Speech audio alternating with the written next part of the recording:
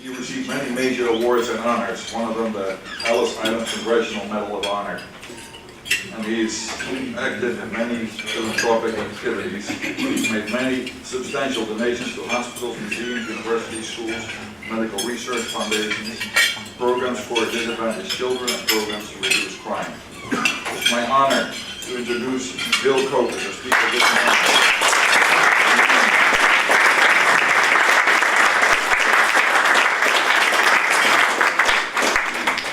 I'm honored to be here. Unfortunately, someone gave you my old resume. I actually sold all my power businesses in 2000. The only way you make money out of alternative energy is you get a big government subsidy and a big or a mandated price. We had 7 power plants. I appreciate the government very much because they made me wealthy. I got to buy a lot of art, and I got to finance the America's Cup campaign, all through government subsidy. So I'm out of that damn business now. I'm in a business where we make real money. And that is, we have some gas drilling. We buy and resell petroleum coke, which is a carbon product from waste product from oil refineries, and sulfur. We process the petroleum coke. We have offices in 100 different, we do business in 100 different countries, and we have 40 different offices in 40 different countries. Our sales are about between 3 and 4 billion, and our compound annual growth rate since 1984 has been 26% a year. So, but this year we have a bad year. Our profits are down 40% because of all of our customers around the world are down 40%. Aluminum companies, steel companies, power plants, cement plants, etc. Primarily because no one is building much now. But anyway, I know you guys are crying for me, and we'll survive. Mike asked me to give you, I also do some other things now. I'm out of the Crime Commission primarily because we proposed a lot of things to the government of Kansas, some very, very simple things. The problem was they all said they're great ideas, but 4 organizations got into fights over who was going to manage each project. And the bureaucrats all said, well, we want to manage it, we want to have access to it, etc. So we gave up. I mean, bureaucracies really are not run for their own purpose. They're run for the purpose of keeping bureaucrats employed and building empires.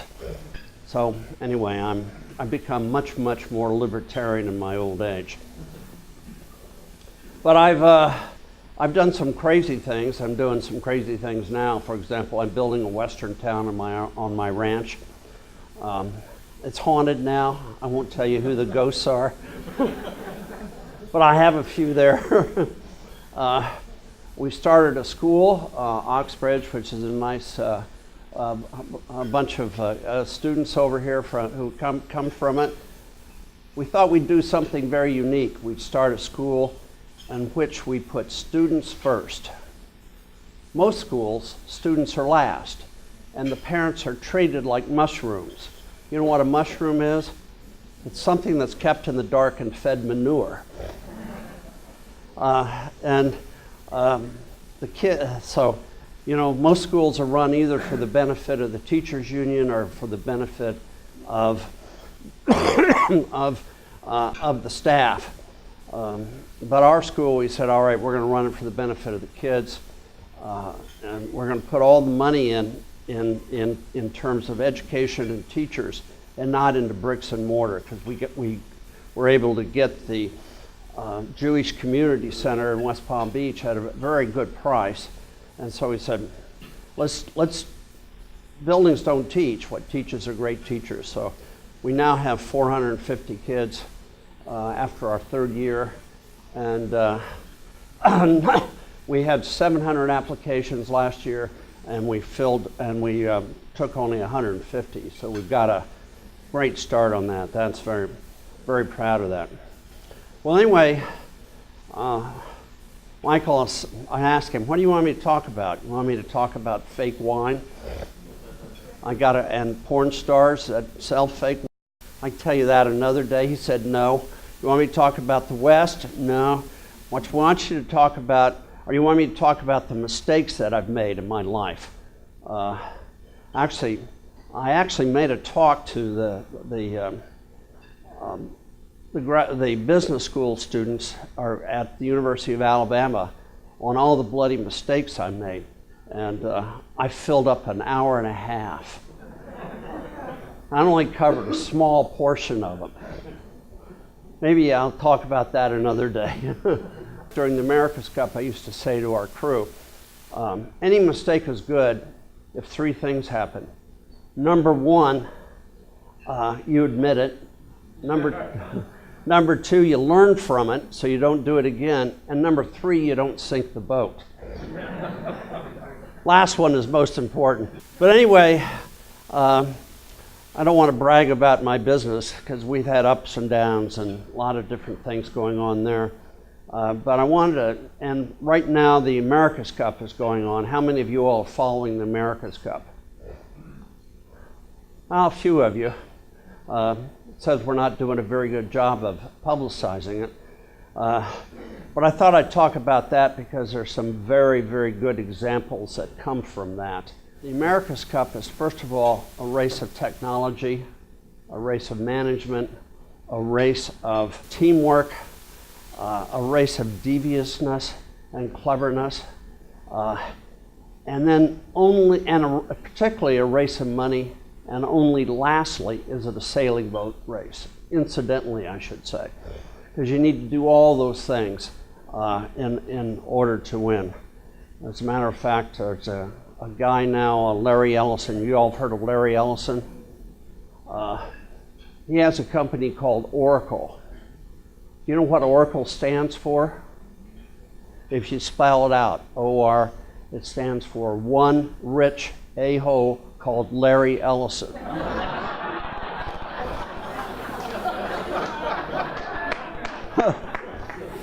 do you really feel about that? No, I didn't make that up. That came from his own staff. There's another joke about Larry Ellison, which I think is kind of funny. Do you know the difference between Larry Ellison and God? Well, that's pretty close. God doesn't think he's Larry Ellison. I've used that on Donald Trump. I've used it on a few other people. It's a great line. Well, anyway, I thought I'd tell you a little bit about the America's Cup.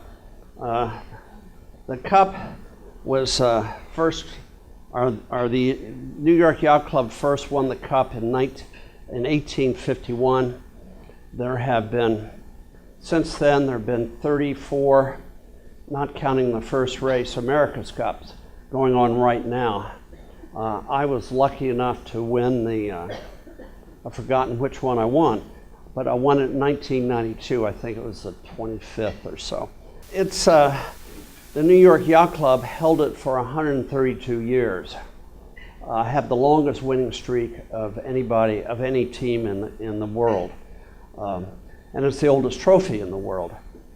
Now, there's a lot of interesting things on how the New York Yacht Club held it. They held it because they changed the rules every time a faster boat came along. And they were very masterful at buggering the rules. See, the Cup is a winner-take-all game. First, you get the Cup. Secondly, you get to select the venue. Thirdly, you get to select the yacht it's going to be raced in, and then you get to pick the rules if you're the winner, and then you get to pick the umpires. How do you think? So it's a stacked game, and so if you're going to win it, you got to be good enough to overcome all the cheating that the defender does. In fact, we're writing a book on the dirty tricks of the America's Cup. I've already written, we have written one, I sponsored one on the history of it. I'm doing one on the technology, doing another one on the art and the Fermi of the America's Cup. And the last one's going to be on the dirty tricks. You know, how many people, all the cheating that went on, 2 people committed suicide that were in it, a couple have gone to jail, there was even a murder in it. The wife of one of the Gucci brothers hired a hitman to go after her husband, and he was doing the America's Cup for the Italian team. They caught her and put her in jail. She's still in jail now for the rest of her life. But anyway, there's some very interesting stories about all these famous people in it. There's only a few people who made money out of it. Sir Thomas Lipton did. He didn't complain on any cheating that the New York Yacht Club did. He was considered such a fair-minded gentleman, even though he did it 5 times and lost all 5 times. The New York City of New York, if you could believe this, gave him a loving cup, great big gold loving cup, because he was so fair-minded and such a gentleman. But Thomas Lipton at that time became a very big hero in the United States, but he was introducing Lipton tea into the United States at the same time. So he was very, very clever. Ted Turner made money out of it because he became an American hero, and then he raised the money. That allowed him to raise the money to start CNN. Then there's another guy, Bertatelli, sold his company. By the way, his company extracted proteins and hormones from nuns' urine. And he had a big company, sold his company for a multi-billion dollars, but he put the cup up for auction and got a huge grant from the Spanish government of $250 million, and that dropped to his bottom line. They also let him build a factory there, helped him fund a factory, so that helped him sell the company. The rest of us who've done it are somewhat poorer than we were before. I spent $70 million on the damn thing. My competitor spent $236 million on it. Larry Ellison has spent somewhere between $500 million and $1 billion on it. But he could afford it. I wanted to say I started sailing in 1985, and I started doing the cup in 1990. So I really had only 6 years or 5 years of sailing before I got into the cup. And people said, "Why are you doing it? You're crazy." And I said, "Well, I've won 1 world championship, which I did in the early 90s, in 1990. I will tell you this, for every race that I've won, I probably have lost 12 to 15, which is an interesting number. And in spite of that, you know, I've won the America's Cup, I've won 4 world championships, but you lose a hell of a lot more than you win. I thought the reason I got into it was because I looked at what really causes you to win. And because I was trained at MIT, incidentally, I'll tell you, you all know what BS is, don't you? That's a Bachelor of Science. Well, MS, Master of Science, is more of the same. A PhD is piled higher and deeper.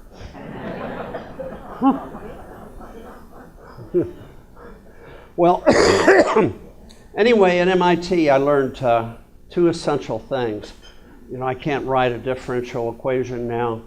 I can't even do a chemistry equation anymore. But the 2 things I learned that were absolutely fantastic that really has stuck with me. The first is, the most important thing, is to separate perception from reality. Concentrate on reality. Ignore the perception, which is oftentimes tough. Each time I've invested in perception, I've lost my butt. Where I made money is concentrating on the reality, totally ignoring the perception. We've named our company Oxbow Carbon. You know, carbon's a 4-letter word now, but we've made a lot of money off of that. The second thing I learned was how to put a team together. When I first went to MIT, I wanted to play basketball. I have a twin brother who is taller than I am. He says he's more good looking. I say I'm smarter. But he got all the girls when we were young. When my brother and I started at MIT, our varsity only won 1 game. We were on the freshman team. Then MIT got a new coach who was a high school coach who coached the Methuen High School, which is an old dinky mill town in Massachusetts that was sinking. And he had the longest winning streak of any high school coach in the country. Well, he came to MIT and we got on his team. And our sophomore year, we only won 1 game. Then the coach thought about it, figured out, changed the strategy. His strategy was he gave us only 1 play to learn. He said, you MIT guys aren't smart enough to learn more than 1 play. And you think too bloody much, you know? So we'll just give you 1 play and give you a few variations off that. He drilled us over and over on that 1 play so we could do it in our sleep. It got so I hated the play. The second thing he did was he organized the team around to minimize everybody's individual weaknesses, which I thought was fascinating. None of us could have made any other varsity or any intramural team in any other college because we were all just nerds, except for my twin brother. You know, if a guy couldn't dribble, he said, okay, your job is to get rebounds. You don't have to be a big shot. If you all score, we're going to try to lose. We'll lose. Only the good shooters shot a score if you got an easy shot. The rest of you do your job, get the rebounds, set up plays, etc. He organized that all around. Junior year, we won half our games. Our senior year, we had the longest winning streak in the nation. Least points scored against us. That to me was an incredible lesson. What you could do with a team that has some talent, but a lot of minimal talent. What teamwork can do for you. So I looked at it and I said, all right, I developed, because I was racing in a bunch of world championships, I wanted to get the biggest boat I can. You know, my boat is bigger than your boat. I got a 90-foot boat, raced it, came in second in a lot of world championships. Oh, this is crazy. So I set up a research project at MIT on what makes a boat go fast. And then when we won the world championship of this boat, all the America's Cup winners tried to come to me and said, we want your technology. Because we won almost every bloody race with it, because we were 2% faster than everybody else. And Dennis Conner came, you know who Dennis Conner is, won the America's Cup 3 times, came and said, Bill, I want your technology. And I said, fine, what else do you want? He said, I want your money too. And then I said, well, what do I get out of this? And he said, well, you could have breakfast with the crew. I said, God, why should I finance his ego trip? I'll finance my own. So I studied every bloody race that there was in the America's Cup in the past, boiled it down to winning the 3 extremely simple principles. When I told these to Ted Turner, he just laughed at me. He said, you're crazy, you'll never win. What the principles are, only a fast boat wins. Slow boats don't win. I thought that was self-evident, but Ted Turner said, give me a slower boat, I'll outsail the other SOB. You know, macho. The other thing is, the team that wins is the one that makes the fewer mistakes. Fewer mistakes. Not the one that sailed the most brilliantly. Actually, the tactics in the America's Cup are incredibly simple. Get in front of the other guy and stay between him and the finish. Very simple, you know?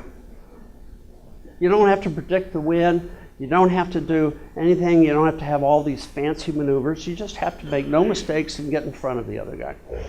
Then the third thing, which I thought was very simple, you do everything well. You fix the boat at night. You fix the sails. You clean the barnacles off the boat. You get a cook that is very reliable, so she won't give the crew diarrhea during a race. All that stuff is incredibly simple. And everybody thought I was crazy because the perception at the time was what you had to do was, first of all, hire a rock star skipper. Then the second thing you had to do was had to hire a fantastic yacht designer. Well, I found out yacht designers are 3/4 artists and maybe 1/4 scientists. They design a boat that looks fast, that feels fast. I didn't care how the boat looked or how it felt. I cared about how fast it actually was going through the water. And a rock star skipper, you know, he likes to drive the boat because the camera's on him all the time. Well, helmsman is just another crew member. His job is to drive the boat fast. And other crew members are to trim it, etc. Again, you know, you have to put the right guy in the right spot and get them working together.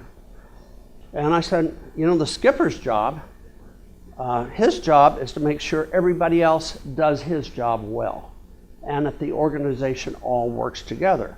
The first boat to win 9 races wins the America's Cup. The score right now is, I believe it is 8-2. But the Oracle team has won 4 races, although they only have 2 scores because they got caught cheating in some earlier preseason rounds and they got docked 2 points. That's like going into the World Series docked 1 or 2 games. But as I told you, cheating is epidemic in this damn sport. We tested 40 different hull designs in a tank, and I put an MIT professor in charge of evaluating boats, and we had 10 yacht designers come up with ideas.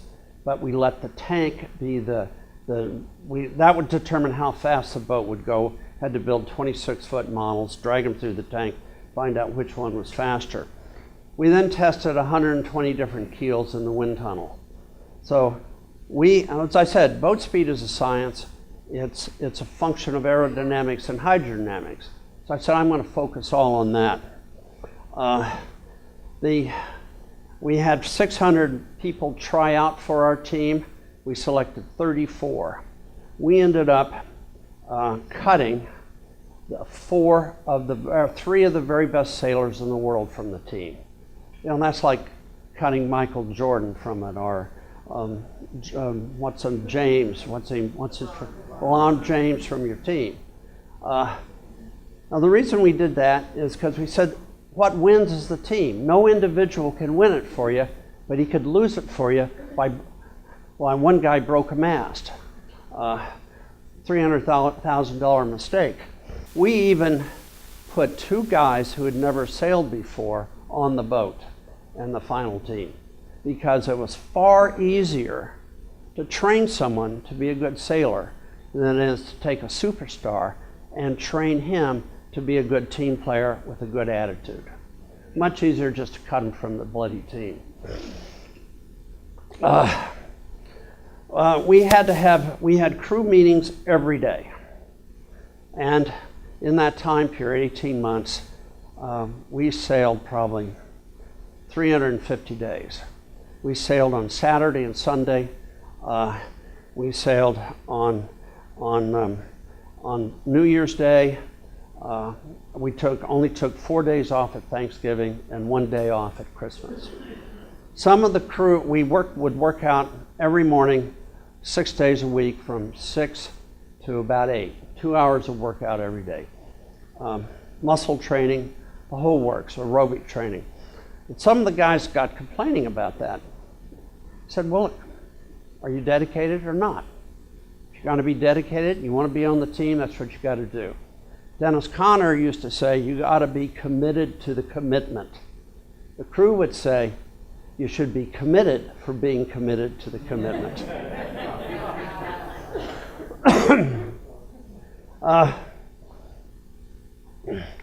We ended up building 4 boats.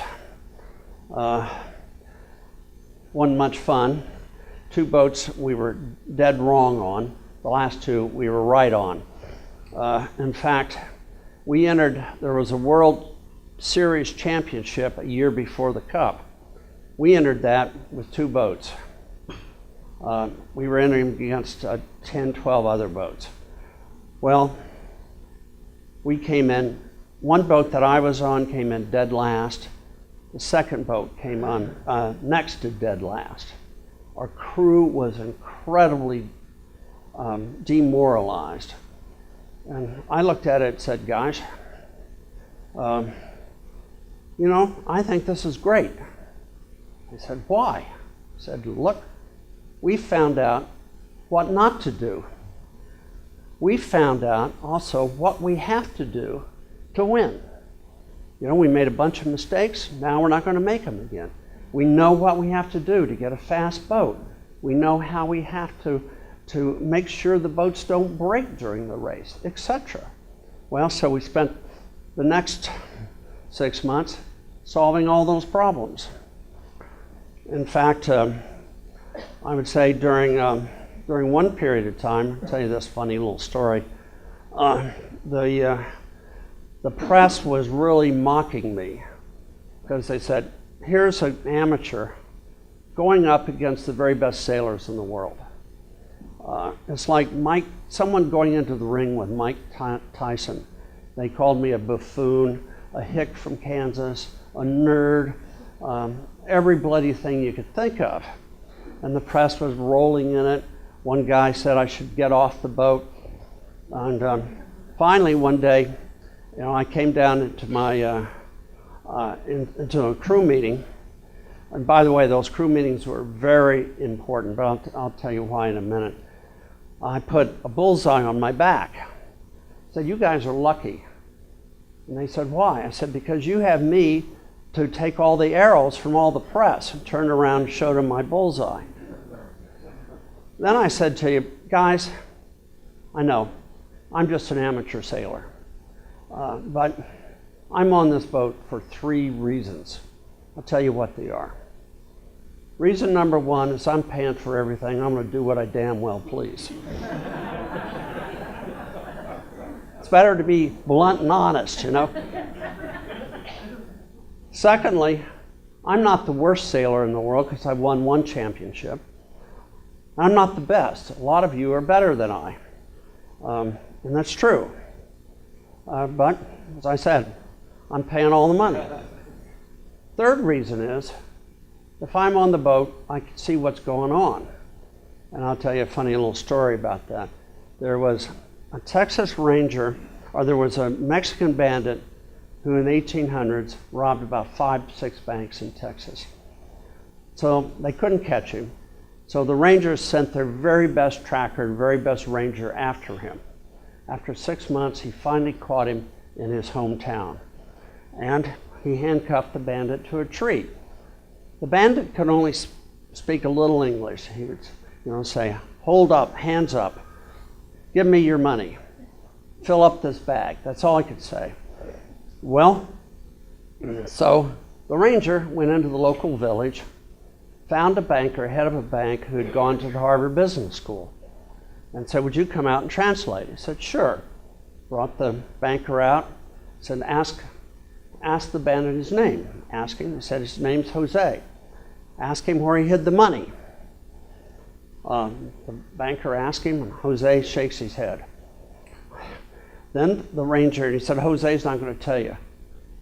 Then the ranger pulls out his .44, sticks it in the bandit's ear, and says, now ask the blankety blank SOB where the money is. I'm going to blow his brains all over. The banker translated that to Jose. Jose started crying, said, I had to steal to keep my family and survive. I have all these, I have my father, my mother, my grandfather, 8 kids, etc., etc. And I just, I hid the money in the town well, and don't kill me.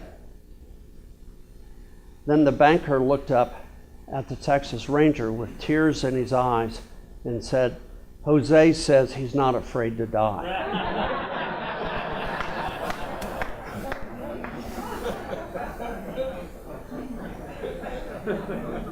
If I'm on the boat, I know what's going on.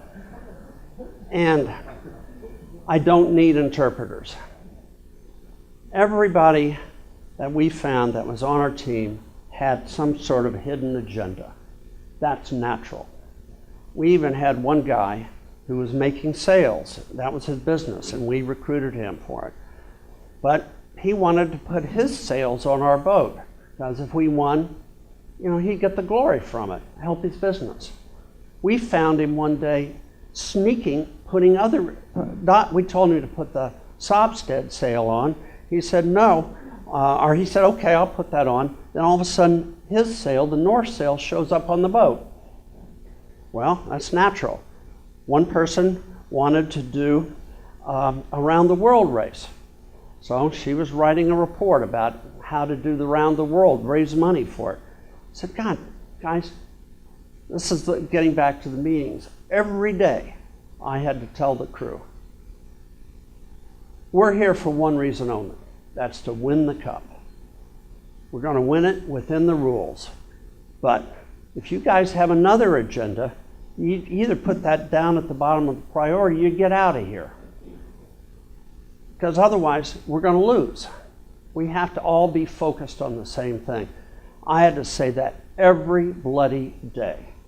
Guys, if we focus, and if we have a fast boat, and we work together as a team, we're going to win.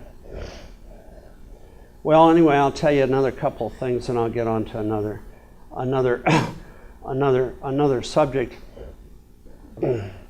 When we had to eliminate Dennis Conner from the competition, he had spent only $25 million.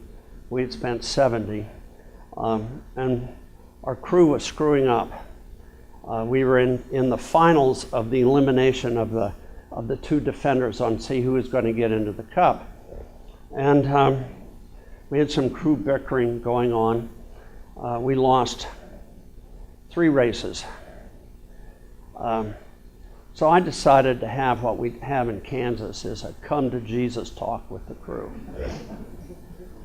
And the next morning, I should also say, I was sailing for the San Diego Yacht Club.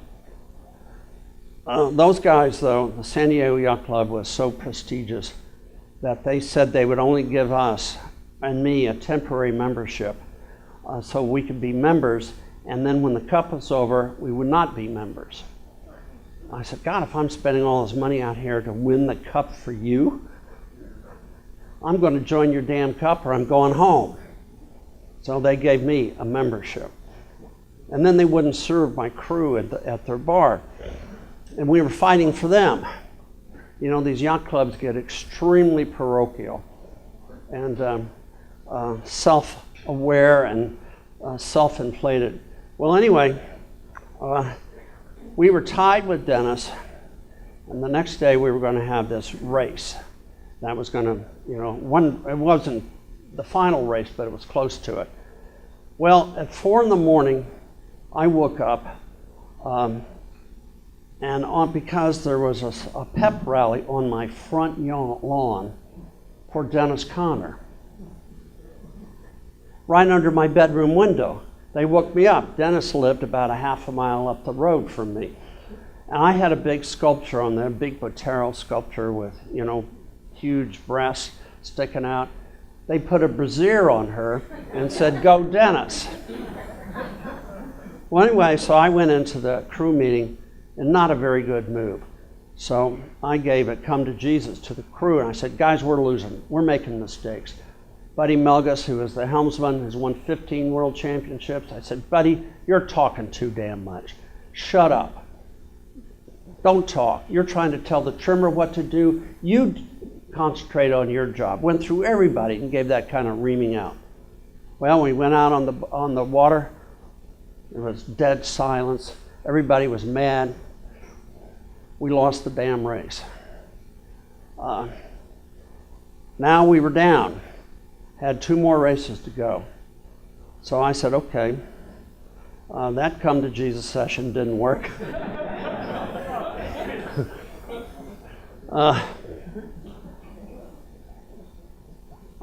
So I invited our after guard, which is the four guys, the tactician, who's like the quarterback, the helmsman, Buddy Melgus, who was 61 years old at the time, our tactician, and our navigator. Brought him to my house overlooking the bay. And I said, guys, and poured out some cheap Le Montrachet wine, $1,000 a bottle. Said, all right, guys, here, let's just have a nice talk. We all sat there glum. Buddy Melgus, as I said, won 15 world championships, Olympic bronze, Olympic gold, had been in the America's Cup before, sitting in the corner pouting like a little boy. And our tactician said, well, the wind was this, the wind did that, and it's all that fault. The pit bull navigator from Texas said, Bill, it'd be nice if we're all friends when this thing's all over. I said, yeah, it would. And then finally, so I was very quiet. I said, I can't give any more come to Jesus speeches. So Buddy then spoke up after about 15 minutes of pouting. He said, the reason I had a cob up my rear end, he was from Zenda, Wisconsin. He says you can't see the end of it's not the end of the world, but you can see it from there. He also says it's so small, the local hooker is still a virgin. But anyway, Buddy said, the reason I had a cob up my rear end is because Bill told me I couldn't talk, and he was yelling at me, and he said, no one's ever done that before. But he said, looked at it and said, I got uptight. I made these 5 or 6 mistakes. It's my fault. Let's all get together as a team, go out and win. The next day, we beat Dennis 3 straight races. Wasn't even close. Then the America's Cup, we won. Actually. You had to win 4. We won 4-1. And one race we lost. I was going to have another come to Jesus talk. But then Buddy, and the next morning, but I had filmed it and did all kinds of things.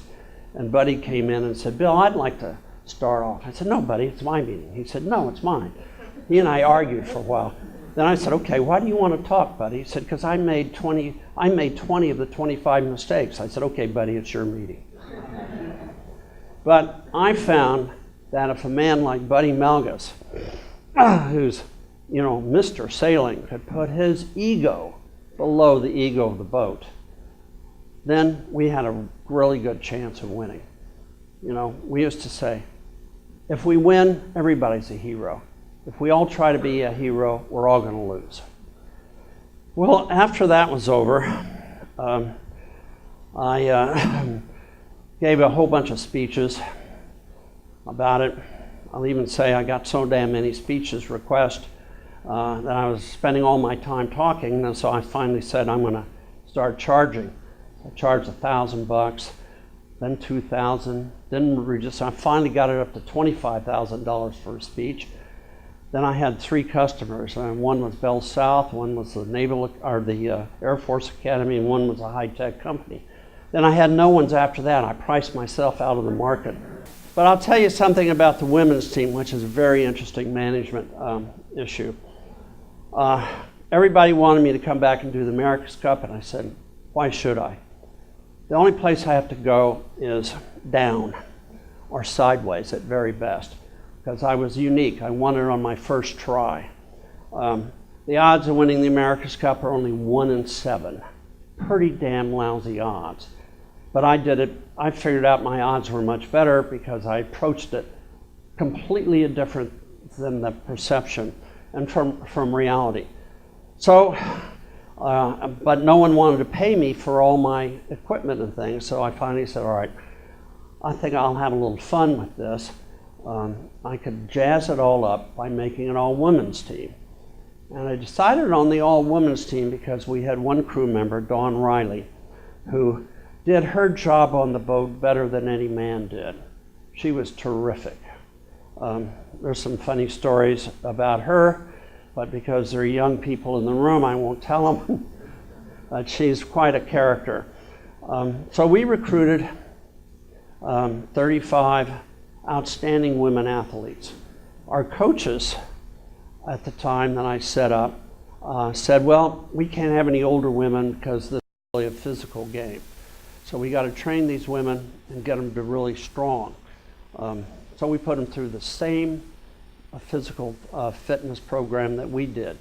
We had all different varieties. So we had 3 Olympic rowers. We had a couple of Olympic sailors.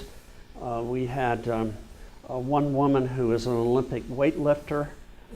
She was 220 pounds, 5'6", had 3% body fat on her. We called her the Brick. She called her husband the bricklayer.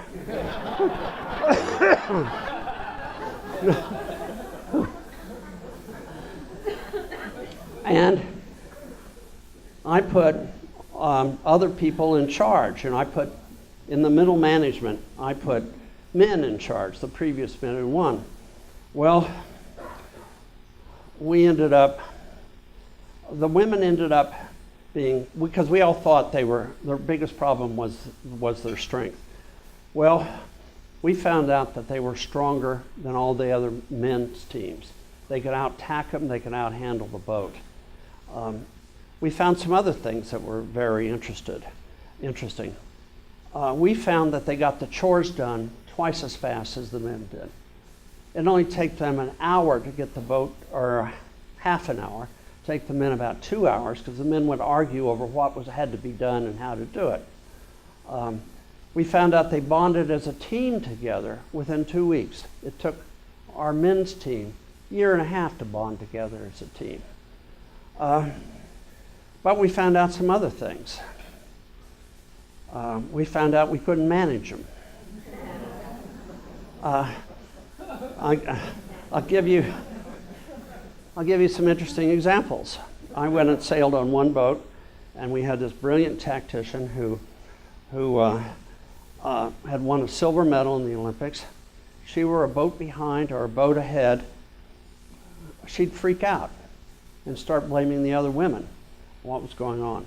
Another case, I rowed on the boat and watched him in a race, and she said, let's tack. And Jane would say, no, I don't think we should now. What do you think, Rosie? And then Rosie would say, okay, Ellen, what do you think? And they'd have a 15-minute discussion in order to tack. In a race, man, you got to decide right away. And I said, you know, and then they all complained about the tactician. I found out they didn't want to take leadership from one of their own. And it finally got so bad, and our damn coaches didn't train another tactician. I had to put a man on board. And when I put the man on board, all the bickering and stuff calmed right down. But he was somewhat effeminate, you know, he could talk to him, he could discuss things. I also had to hire a psychologist to come in and teach the middle management how to deal with women.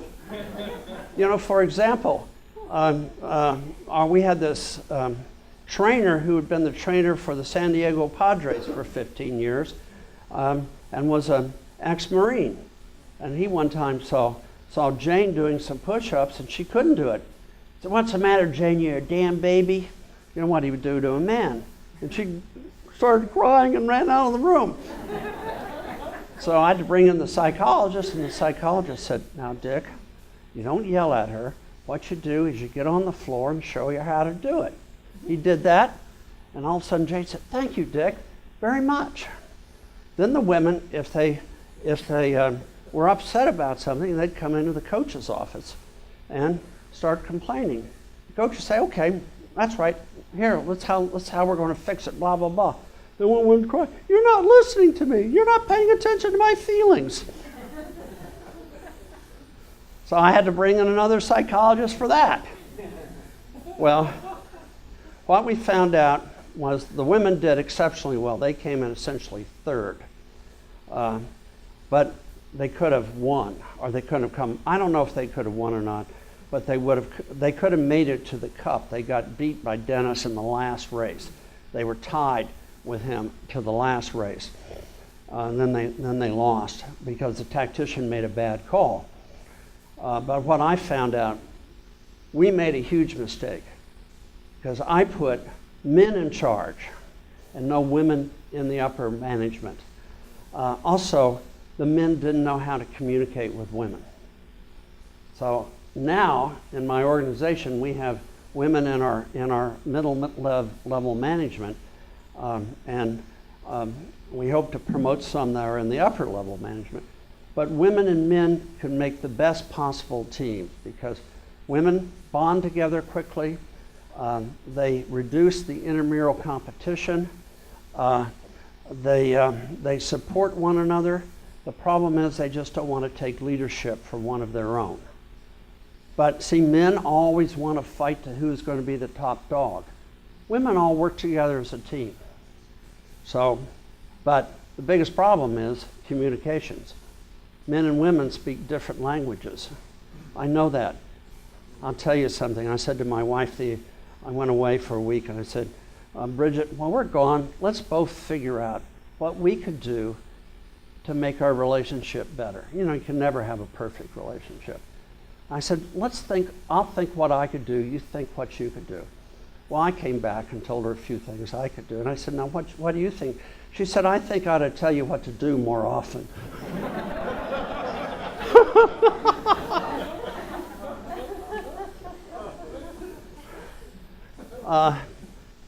I'll tell you, can I be a little naughty? Yeah. Are you guys all right? You women all right?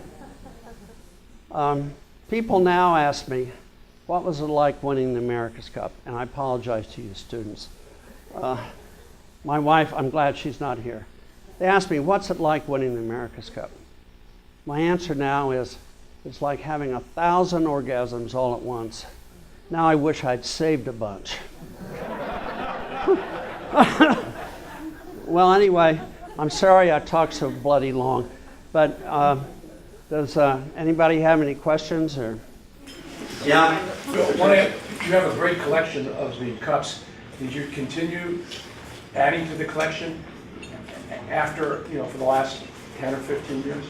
Oh, yeah, Richard said I have a big collection of America's Cup items, and am I adding to it? Yeah, I'm adding to it. The America's Cup is like a siren. It sucks you in, wrecks you on the shore, and then spits you back out. I can't tell you how many people are broken men who competed for it and haven't won. So I always have to get my America's Cup fix. And I said, sailing in it is crazy for me because the odds are I'll lose.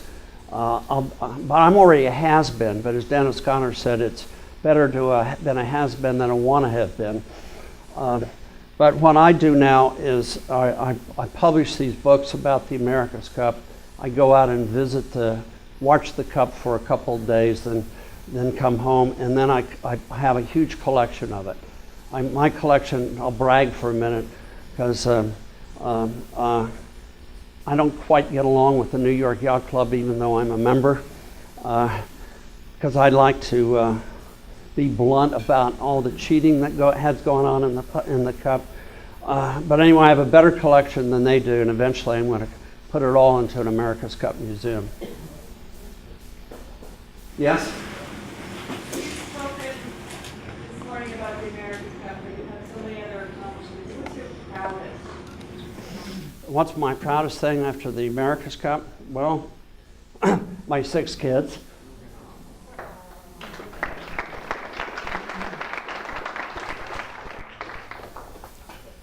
Thank you very much.